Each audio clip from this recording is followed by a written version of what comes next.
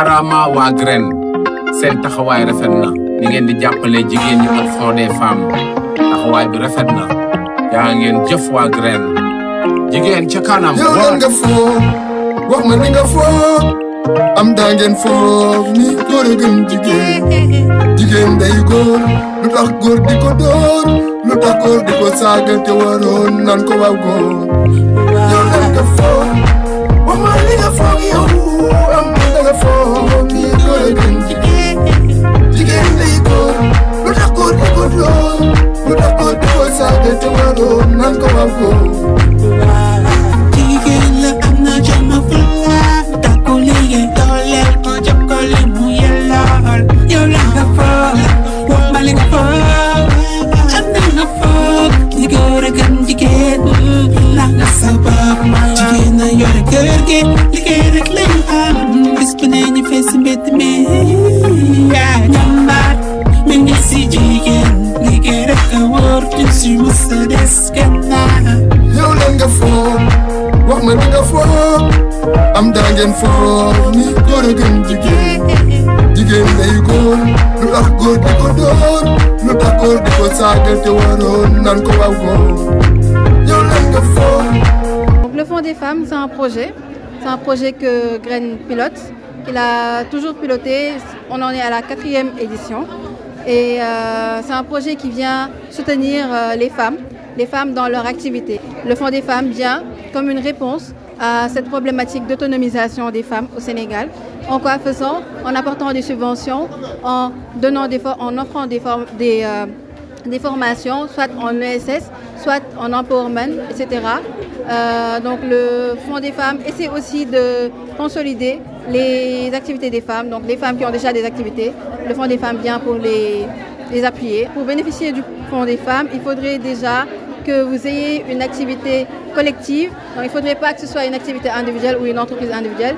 Ce devrait être une activité, un groupement d'abord, une association. Ça peut aussi être un réseau d'associations de femmes, et que vous ayez tout ensemble une activité génératrice de revenus. Et cela dans les 9 filières que Graine a listées. Cette année, il y a une nouveauté. Donc on est parti du constat que c'était assez difficile pour les femmes de remplir les formulaires elles-mêmes. Donc cette année, on leur a donné la possibilité, en plus du formulaire qu'elles peuvent remplir, si elles ne peuvent pas écrire, faire des vidéos où elles expliquent tout ce qu'elles veulent faire. Si c'est une formation dont elles ont besoin, elles le disent. Si elles ont besoin d'être appuyées pour consolider leur activité aussi, donc elles le disent. Donc c'est ça la nouveauté de cette année avec le projet Fonds des femmes. Et on espère qu'on accueillera cette année massivement, on accueillera beaucoup de projets et qu'on pourra, Inch'Allah, subventionner le maximum de projets.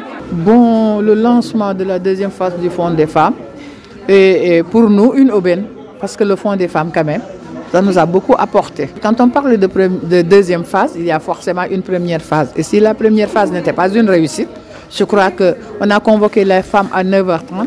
Déjà, il est midi et quelques, toute la salle est pleine et il y a 200 femmes qui sont dans la salle. Ça veut dire que ça a un impact positif sur les associations des femmes. On veut plus, mais le plus, c'est qu'on touche autant d'associations de femmes possible. Parce que c'est pour que ça fasse passe d'huile.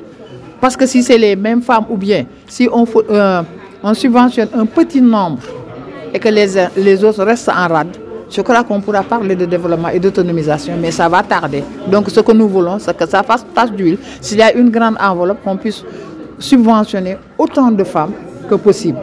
C'est ça notre souhait, vraiment.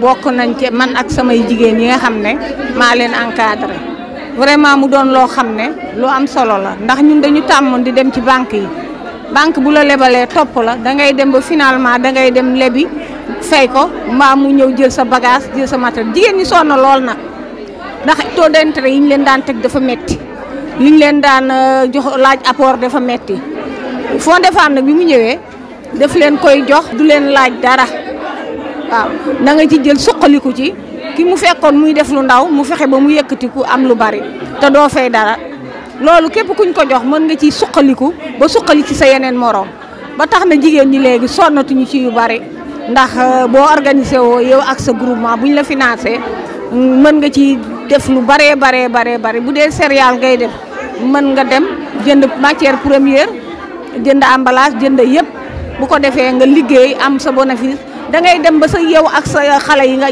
jigéen ñi nga àndal dootu leen soxla lépp dootu leen soxla dara.